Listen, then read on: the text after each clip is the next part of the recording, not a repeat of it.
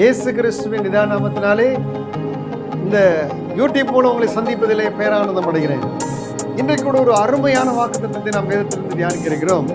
எரேமியா 20:11 வாசித்து பாருங்கள். எரேமியா தீர்க்கதரிசி சொல்றார், கர்த்தரோ பயங்கரமான பராக்கிரமசாலியாய் என்னோடு இருக்கிறார்.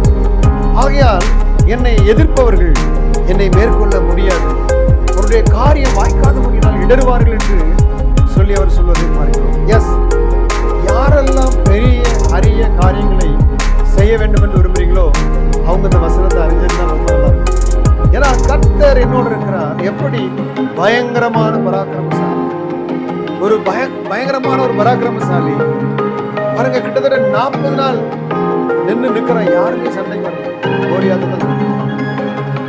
யோசிச்சு பாருங்க. அப்போ ஒரு பெரிய பயங்கரமான பராக்கிரமசாலி நம்மோடு இருந்தான்னா நம்ம கூட உள்ளவங்கெல்லாம் பயப்படுவாங்க. அதே போல கர்த்தர் 24 மணி நேரமும் உங்களோடு இருக்கிறார். ஹல்லேலூயா. இந்த உணர்வோடு வாழும். இயேசு அவர் பயங்கரமான பராக்கிரமசாலி என்னோட. So no one can overcome.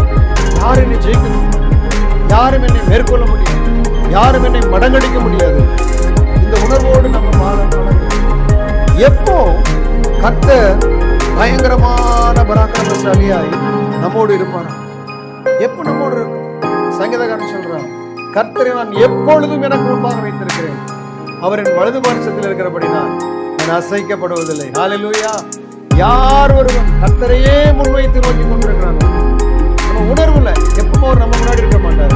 ஏன்னா அநேக பிரச்சனைகள், அநேக ஏற்றத்தாழ்வுகள் நமக்குள்ள சோர்வை விட்டு போடும். கடவுள் நம்ம விட்டு அமெரிக்கா போயிட்டார், எவ்வளோ ஜோனி பார்ப்போம், ஒண்ணுமே நடக்காது, என்னடா கடவுளே இல்லைன்னு நினைப்போம். ஆனா நாம என்ன செய்யணும்? சங்கீதக்காரனை போல நமக்கு முன்பாக நிறுத்தி நோக்க பழக வேண்டும்.